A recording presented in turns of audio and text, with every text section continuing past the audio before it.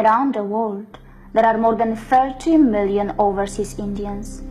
Overseas Indians include non-resident Indians and persons of Indian origin.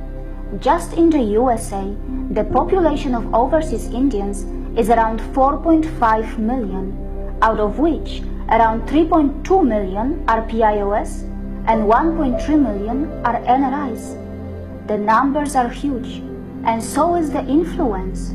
Today, the overseas Indians who are living in the US are one of the finest examples and great role models, not only for the immigrants around the world, but also for the general US population.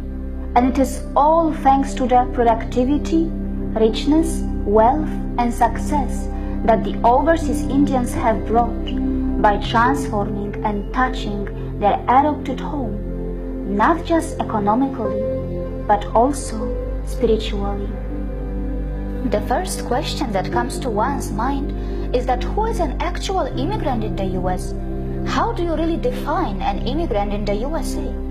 Who does the US really belong to? When we talk about the natives in the US, are we talking about the indigenous Americans or someone else?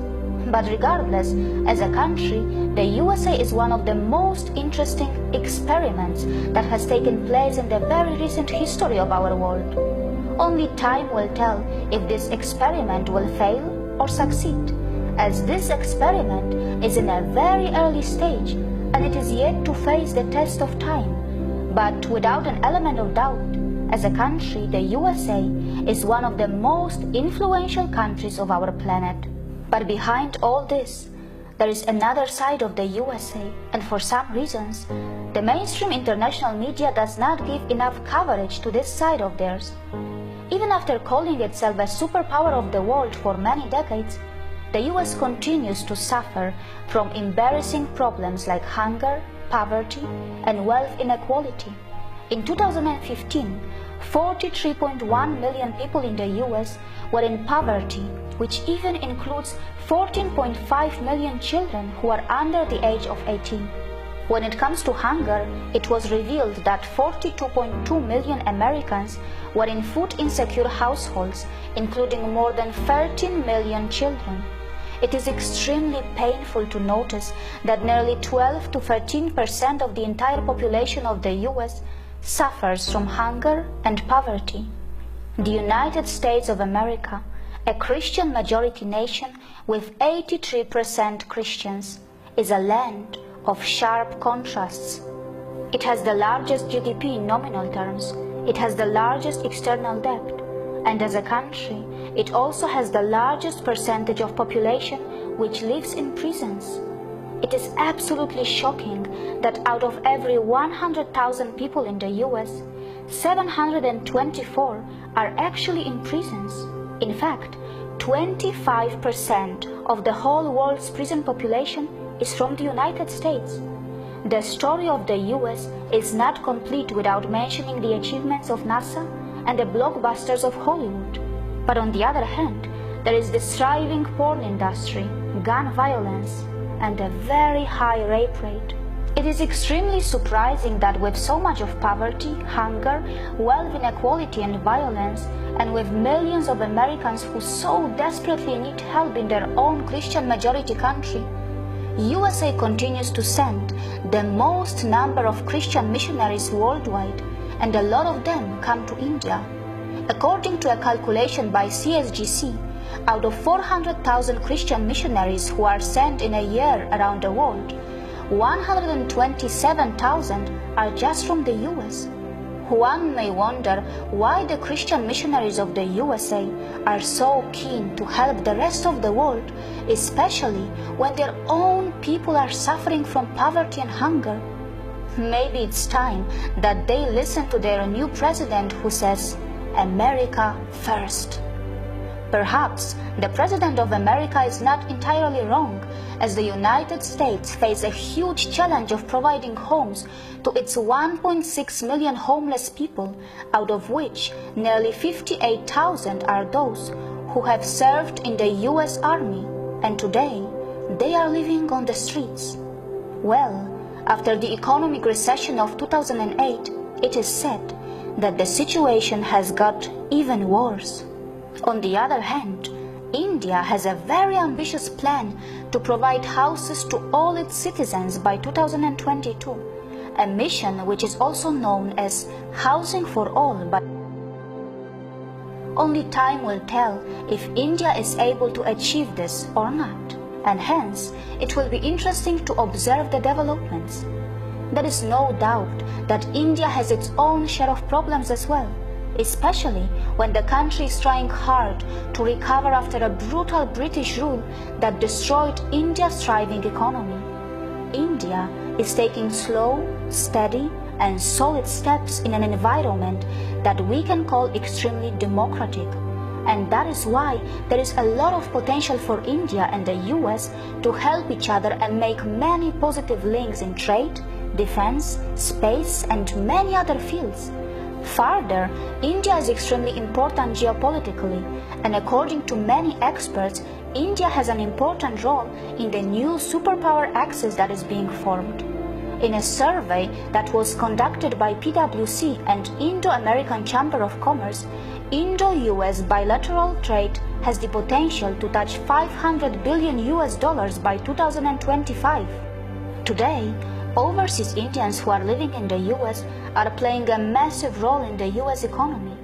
According to Merrill Lynch, there were 200,000 millionaires of Indian origin back in times when the population of overseas Indians was far lesser than what it is today. Considering the little population of the people of Indian origin, that is an extraordinary number. Not just that, there are around 223,000 Indian-owned firms in the US that employ more than 600,000 employees. During the recession in the US, which caused an economic collapse resulting in suicides of more than 10,000 people and making many homeless, Indian companies came to the rescue by employing around 60,000 people. According to a 2014 study, 15% of startups in Silicon Valley were founded by Indians, even though Indians made just 6% of the valley's working population. And what is even more astonishing is that Indians alone founded more startups than the next four combined, which were China, Japan, Britain, and Taiwan. According to Safra Catz, the CEO of the software major Oracle Corporation, 75% of its management is actually from India.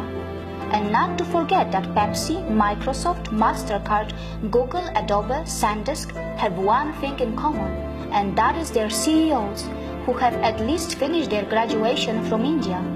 Not just that, according to National Foundation for American Policy, India was the leading country of origin for the immigrant founders of billion-dollar companies with 14 entrepreneurs. Well, that is why Indian Americans turned out as the richest ethnic communities in the US, with a median income of around $100,000. Socio-economically, Indian Americans lead every other ethnic group in the US. 70% of all Indians have a bachelor's degree or higher, and in comparison, the national average is just 28%, while 49% is the average of all Asian American groups. 40% of all Indians in the United States have a doctorate, master's degree, or other professional degree, which is again 5 times the national average.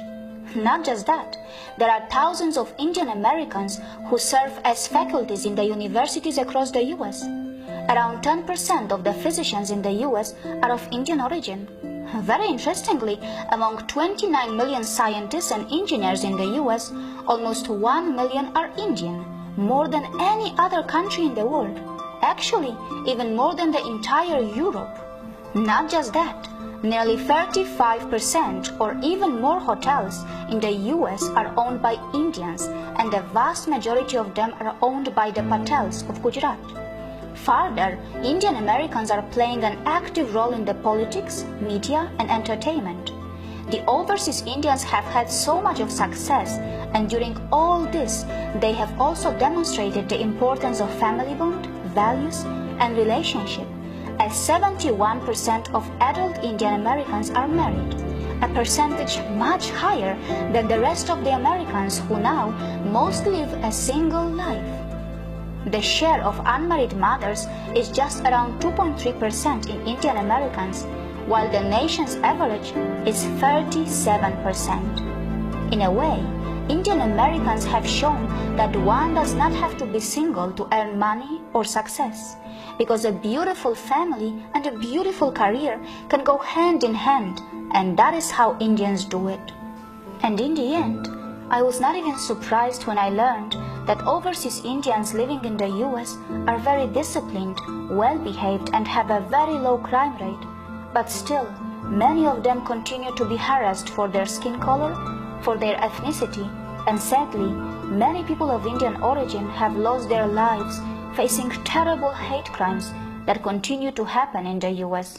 On the other hand, the importance of India's spiritual heritage in the US in form of yoga and Ayurveda is massive, which has been helping in evolution of consciousness of many American citizens and is providing thousands of jobs to its citizens in a thriving $27 billion yoga industry with more than 36 million yoga practitioners. As one can expect, India's spiritual heritage is also frequently relabeled and rebranded in USA as mind sciences, wellness science, cognitive science, self-improvement by various American individuals and entrepreneurs, making it another multi-billion-dollar industry of something that may eventually be called the New Age American intellectual asset.